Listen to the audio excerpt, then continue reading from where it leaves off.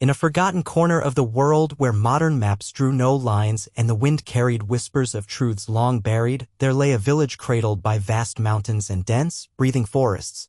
It was not a place of fame nor fortune but of ancient silence, a quiet that held the weight of centuries. In this village lived a boy named Elian, a curious soul with eyes like polished obsidian and a heart too large for the narrow paths and rigid traditions of his people. The elders called him restless and the children called him brave, but even those words felt too small for the fire that danced inside him. Since the age of 7, Elian had been drawn to the forest, not out of rebellion but out of resonance. He claimed he heard the trees whispering his name in the wind and saw shapes of forgotten beasts in the shadows of the branches. No one believed him, of course. The forest, they said, was cursed, a place where those who entered did not return. Its roots were tangled in old sorcery and its soil drank secrets. But Elian, undeterred by warnings or stories that crept like vines through the minds of his people, ventured ever closer to its edge with each passing day. He was not reckless, only pulled by something deeper than fear. And one dusk, when the sky bruised purple and gold and the village fires began to flicker on, Elian heard the voice again, not in his ears, but in his chest, like thunder rolled up in silk. It said only one word: return. That night, unable to sleep, he wandered to the forest's edge where the trees stood like sentinels in moonlight, and he whispered back, to where? The wind stilled as if holding its breath. Then something shifted, a rustle, a sigh, a shimmer in the air. The space between trees rippled like water disturbed. Elian stepped forward, his heart pounding like a war drum. He did not look back, not at the village that had never truly seen him, nor at the life that never quite fit. What he stepped into was not the forest he'd seen by day. This was older, deeper, cloaked in the perfume of moss and memory. The trees here bore marks not of time but of intent, symbols etched by unseen hands, glowing faintly in the dark. The ground pulsed beneath his feet. He walked, not knowing where to, only that something ancient had been waiting. And then he saw it, a clearing bathed in silver light where the trees bent inward as if in prayer. At the center stood a stone, cracked and covered in vines, and from it rose a hum that seemed to reach into his bones. He touched it, and in that moment he saw. Not with his eyes, but with something beyond. A vision flooded him, a world once bright, ruled by harmony between beings of earth and spirit, torn asunder by betrayal, sealed away behind veils of forgetfulness. And in the heart of that world was a guardian, one lost, one called Elian. The boy stumbled back, gasping, his mind burning with fragments he couldn't piece together. He understood only this: he had been here before. Not in body, perhaps, but in essence. And now something was awakening. The voice returned, clearer now, no longer thunder but flame. The seal weakens. Remember who you are. The air grew heavy, the forest alive with unseen motion. Shadows circled him, not with malice, but with expectation. Elian looked up. The stars overhead were no longer the stars he knew. They blinked in patterns, ancient constellations erased from mortal memory. He whispered, "I will." And as he did, the stone pulsed once more, a heartbeat echoing into the night. Behind him, in the village, a candle flickered out. The first sign. The beginning. The return of a forgotten guardian. Elian awoke beneath a twilight sky, though he did not remember falling asleep. The stars above him shimmered differently now, closer, more alive, like watching the pulse of a living map written in light. Around him, the forest stood in reverent stillness, as if aware that something ancient had stirred. He sat up slowly, his fingers still tingling from the stone's touch, his mind fogged with remnants of a dream that wasn't his but had passed through him like a storm. Images clung to the edges of his thoughts, a city carved into cliffs, wings beating against the sky, voices chanting in a language older than breath. As he tried to stand, a soft growl rippled through the underbrush, and from the shadows emerged a creature unlike any Elian had known, its body part wolf, part stag, with eyes glowing like molten amber. It did not threaten. Instead, it watched. Elian met its gaze, and in that silent communion he understood it was a sentinel, a guardian of the veil, the boundary between the world of men and the ancient realm. "You've crossed," the creature said, not with its mouth, but directly into his mind. Elian staggered back, unsure if the voice was real or a leftover echo. "The balance falters," it continued. "You are the key, but the lock is rusted." The words meant little to him, yet they rang with a truth deeper than logic. He followed the creature through paths that twisted and turned as if the forest itself rearranged to test or teach him. With each step, memories not his own surged within him, battles fought in silence, oaths sworn beneath eclipses, a flay-bound crown shattered in betrayal. They weren't visions, they were awakenings. He began to recall names of stars long forgotten, the rhythm of runes carved into bone, the way the earth hummed when the ley lines aligned. The creature led him to a glade where the ground was scorched, trees split and blackened. This was once a sanctuary, it said. Now it's a scar. Elian knelt, placing his palm on the charred soil, and a tremor rippled outward. In that moment he saw it, a battle, long ago, where guardians like him stood against a devouring force, a shadow that spoke not in voice but in void, erasing all it touched. The guardians had sealed it, but the cost was everything. Their names were unspoken, their deeds erased, their essence scattered across time. And now one fragment had returned. Why me? He asked the creature. Why now? It turned its great head, eyes soft with something like sorrow. Because the seal is failing. The shadow stirs. And the world has forgotten what it must remember to survive. Elian's breath caught. The weight of purpose pressed on him, not as a burden but a mantle waiting to be claimed. They reached a river where the water shimmered not with reflection but with memory. When Elian touched it, he saw his mother's face, not the woman who raised him in the village, but another, robed in feathers and flame, weeping as she placed a glowing sigil on his chest. My son, she had whispered. When the stars align, you will return. His heart ached with a longing that defied words. The sentinel bowed low. You are not alone, but your path begins in solitude. Seek the others. They've forgotten themselves too, scattered across realms. Without them, the circle remains broken. Elian nodded, his voice steady now. Where do I begin? The wind shifted, and a whisper danced across the leaves. To the temple that dreams, where time coils like a serpent. There lies the map not drawn, the truth not spoken. The creature vanished into mist, leaving Elian alone beside the memory river. His reflection now bearing not just the face of a boy, but the flicker of something vast and ancient stirring behind his eyes. He stood, the stars above rearranging themselves once more, pointing south. The journey had begun, not to discover who he was, but to remember who he had always been. And somewhere, deep within the roots of the world, the shadow turned, sensing the first flicker of resistance after 1,000 years of silence. The path south was not marked by road or stone, but by the pull in Elian's chest, as if something buried deep beneath the surface of the world called out in vibrations no ear could hear. Days passed, or what he thought were days. Time in the forest now moved like a dream, fluid and uncertain.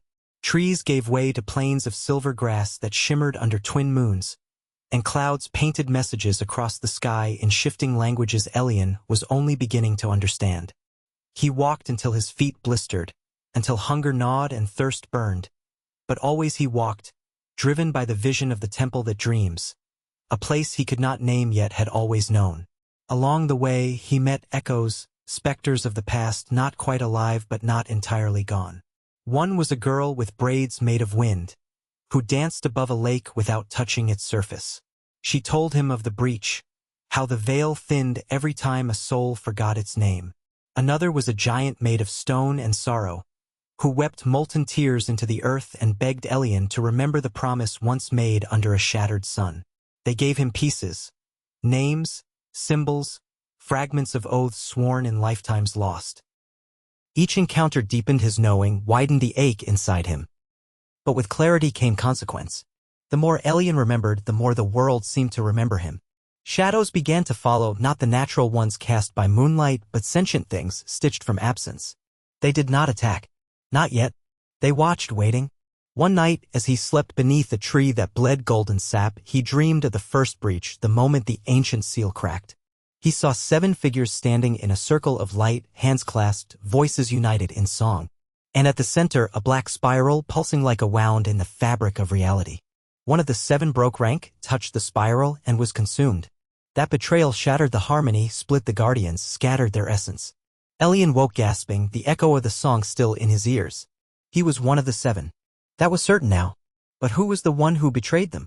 And could they still be out there? The plains ended abruptly at the edge of a canyon carved not by water but by memory. Inside, ruins twisted impossibly, pillars grown sideways, staircases into sky, doors that opened to silence. This was the temple that dreams. Elian stepped inside and time folded. He fell, or rose, or both, through corridors lined with mirrors that showed not reflections but possibilities, what could have been, what still might be. In one mirror he saw himself crowned in fire, leading armies of light. In another he saw himself alone, hands stained with ash, the world burning behind him.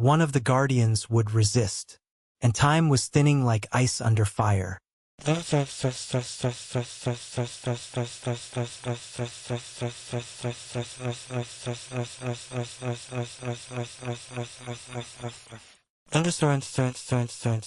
South gave way to coast and coast to cliffside, where the wind screamed across jagged edges like a warning sung too late. Elian traveled with Aeroleth now, and their silence was a comfort, not a void. They communicated through gesture, through glances, through shared knowing. The next guardian was said to be bound in chains of sound, trapped within a place where song was law and silence. Death. They found it in a cathedral carved into the sea itself, its spires rising from the waves, its walls humming with forgotten melodies. Inside, voices echoed constantly, an eternal choir singing a song without end, without meaning. The guardian here, Thalia, had once wielded voice as power, weaving harmony into spells and protection. But when the seal broke, her voice had fractured, shattering her will. Now she was a prisoner of her own song, lost in a fugue of endless melody. Elian entered the choir chamber and found her suspended above the sea, her body floating in resonance, her mouth open in soundless scream. Aeroleth stepped forward and sang, not with pitch, but with truth. Their single note cut through the noise, and Elian followed, adding his voice. The harmonies clashed, broke, then realigned. Thalia's chains shattered. She fell, gasping, tears flowing, her voice hoarse but free. "You brought me back," she whispered. "But how many more remain lost?" Elian helped her rise. 3. One beneath the waves. One in the sky. And one who may already have turned. Thalia's face darkened. "Then we must move fast." The breach widens. I hear its song in my bones. And from the ocean below something stirred. Something vast. Watching. Listening. Waiting. The ocean stretched before them like an endless pulse. Alive with secrets too heavy for the sky. The sea guardian, Kalen, was not merely hidden beneath the waves, but entombed within them, locked in a pact made long ago with the tides themselves. It was said that when the seal broke, Kalen chose exile over confrontation, plunging into the abyss to keep one fragment of the shadow's essence trapped within. To retrieve him would mean diving not into water, but into the raw unconscious of the world, the place where memory, dream, and fear converge. Elian, Thalia, and Aeroleth stood upon the storm-racked cliffs as the moon spilled fractured silver across the sea. The ocean called to them, not gently, but like a demand from an old wound. "I must go alone," Elian said, knowing the others could not follow where he was meant to descend. The ocean accepted only one at a time. With a breath, he stepped into the surf, and the water wrapped around him like a memory reawakening. He sank not by force, but by invitation. Down through layers of forgotten wars, sunken hopes, drowned cities, until he passed through the veil of silence, the boundary where time lost its form. In the darkness, he found light, bioluminescent runes dancing across the bones of leviathans long extinct. Then a song, not a voice but of depth, led him to the temple beneath the sea. There, Kalen waited, his body encrusted in coral and salt, eyes closed, hands gripping the fractured seal that still pulsed with shadow. He did not stir as Elian approached. Only when Elian placed his hand upon the broken sigil did Kalen's eyes open. "You should not have come," he said, voice echoing like thunder across the seafloor. "I held it back. Barely. But if I leave, it escapes." Elian's heart pounded. "Then let us bind it again. Together." But Kalen's gaze turned grave. "It knows your name now. It seeks you. It wears your doubt like a cloak." Elian nodded. "Then I'll face it. But not without you." With that, Kalen relinquished his hold, and the seal shattered. From the abyss rose the fractured essence of the shadow, swirling in smoke and thought, hissing not with sound but with certainty. "You cannot stop what you are." It whispered directly into Elian's mind. "You are the key and the crack, the cause and the cure. You were always mine." Elian cried out, summoning light, memory, names Saren, Aeroleth, Thalia, and their essences surged through him. Kalen joined, his voice the roar of waves crashing against eternity. Together they drove the shadow back, not into the seal, but into something new, into Elian himself. He absorbed it, contained it, his body burning, soul screaming. He became the prison and the protector. When they emerged from the sea, Elian staggered, changed. His eyes shimmered with the memory of the abyss. "One more," he gasped. "The last guardian. The sky-bearer. And then, the circle will close. Or it will break forever."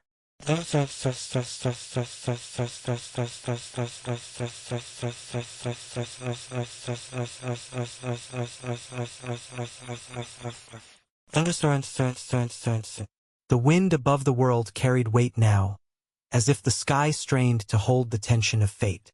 The final guardian was said to have vanished into the upper realms when the seal broke, ascending beyond clouds into the sky temples that had once anchored the harmony between worlds.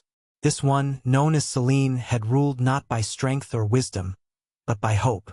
It was she who had rallied the guardians in the time before memory, she who first whispered the song that bound the shadow. If Selene had turned, all would be lost. Elian and the other four ascended the sky spine, the vertical range of crystal peaks that pierced the firmament. They climbed until the air thinned and stars grew bright enough to blind. At the summit, reality warped. The sky was no longer above. It surrounded them. Floating islands of stone and light drifted in gravitational silence. Selene stood at the center, her wings of light folded inward like forgotten prayers. "You're late," she said, not unkindly, but with a sadness so complete it made Elian tremble. "The world burned in our absence." Elian stepped forward. "We're here to finish what we began. The others remember. Join us." But Selene shook her head. "I never forgot. I simply stopped believing it could be undone."